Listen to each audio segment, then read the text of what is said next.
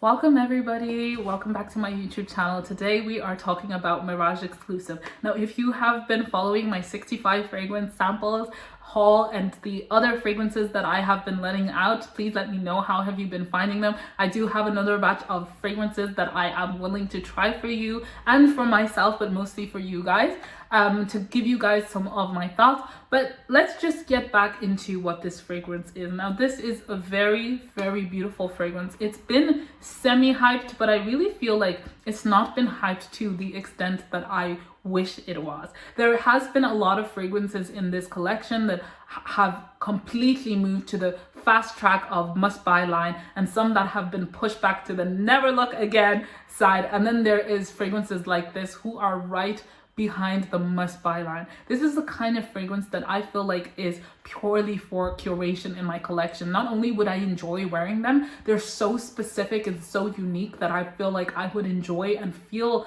unique with my collection when I'm bringing it out, when I'm picking my scents.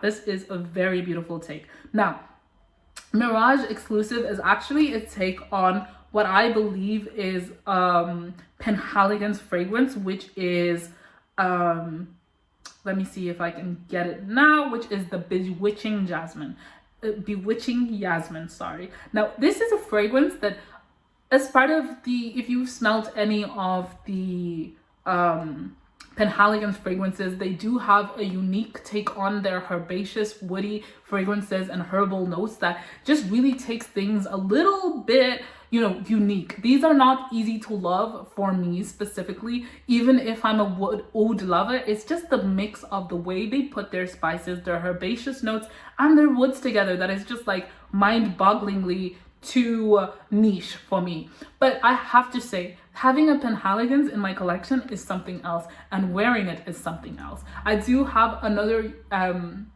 Penhaligon's DNA fragrance in my collection, and I got one of the best compliments of that fragrance, and it went straight to my head. I think, in fact, that made me want to get more Penhaligon's fragrances, if not anything else. If I could ever get them at a good, decent price as the original, I would. But they're also the kind of DNA that I feel like there is nothing specific to the bottle or the brand that I particularly love. So I wouldn't mind getting a good dupe of that same note or that same fragrance, as long as it's doing the same thing. And I definitely feel like this is it. Now, even though I've smelled Bewitching Yasmin before and some of the other DNAs, I actually am not that well versed in the Penhaligon's fragrances enough to be able to smell them apart. To me, they still smell a lot like herbaceous noise. So to some extent, my nose hasn't really kind of gotten used to that kind of smell. So when I am explaining this, do not see it as me saying it's a one-to-one, but I definitely see this fragrance having a strong Penhaligon's DNA. There is no question about this.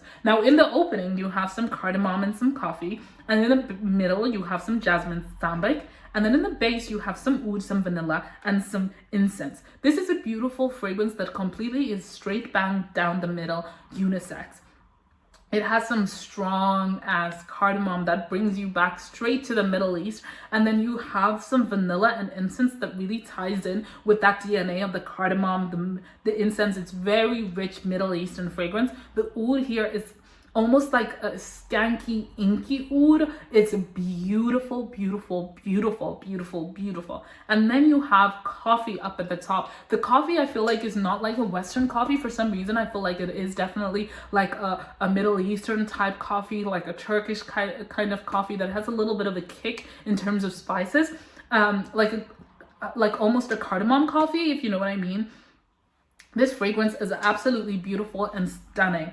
It is absolutely long lasting. I see this lasting something like 8 hours, but the only problem is that I feel like it does start to pare back and lean quite close to my skin. Now, I have to say, if this is not your kind of fragrance, because I definitely feel like this is not an easy blind buy, I definitely see you struggling to wear this because it's not easy to layer, and it is definitely one of the fragrances that you have to absolutely love. You have to love to be able to wear this, or you have to be a collector to be able to enjoy this. It's unique, it's spicy, it's cardamom-y, it's Middle Eastern, it's strong. Some Western noses might immediately associate this with with a masculine leaning fragrance, but to me, no. This is very, very Middle Eastern unisex. I definitely feel like you could pair this with some vanillic notes like December vanilla to add onto that vanilla and add some spiciness and some booziness to this fragrance. I definitely see the opportunity to also pair it with some lighter, juicier fragrances that are based in oud. Like the first thing I'm thinking about, I can never tell it apart, but whatever Coco Morando, whatever that DNA is perfect for this, or oud al huyam, or something that takes, like even Ignite oud paired with this. I definitely feel like there is, you could make this lighter and sweeter. It's about playing around with it. I definitely feel like you could also add some rose. I see in French portrait of a lady, unique portrait, all that DNA could definitely pair well with this, and add some rose, which is not actually in the fragrance at all. This is a very beautiful fragrance. Now, I do feel like maybe it's a little bit challenging for me because it has some jasmine, which I do not particularly like normally. And I think that's what is also making it very different for me, but I'm not really the typical one to love and to wear Middle Eastern spicy fragrances, particularly ones with cardamom, but I do really enjoy them. I just don't think I would pull them as much, and they definitely make me lean a lot more into my masculine than I do feel like they're unisex, and that's just purely because of how I wear them. So I definitely wouldn't say this is, blind buy safe. I definitely feel this is niche quality. This is beautiful, well blended, no issue with performance, no issue with longevity, really. To me, it wears really, really well, and you feel confident that where you would wear this. I feel like as a woman, you might wear this to places you want to lean into your masculine energy a little bit, to a business meeting, to a mysterious night, if you're going to a black tie gala or something that really demands a little bit more personality than you're used to. I definitely feel like if you're a little bit shy and more demure, and this perfume could easily wear you, so you do to some extent need the personality to be able to handle it. But I do think also to some extent this fragrances also work well with very quiet personalities, because they could also add a layer of mystery. It's almost like, I never thought she would wear that. I wonder why she's wearing it. It's definitely a perfume that would be a conversation starter for me.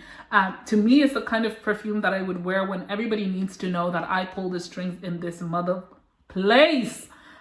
That's what I say. Until next time, let me know, have you smelled Bewitching Yasmin? How do you feel about the Penhaligon's DNA and altogether? To be honest, I wonder whether Penhaligon's is traditionally a Middle Eastern inspired fragrance house, because I don't really think they're Middle Eastern at all.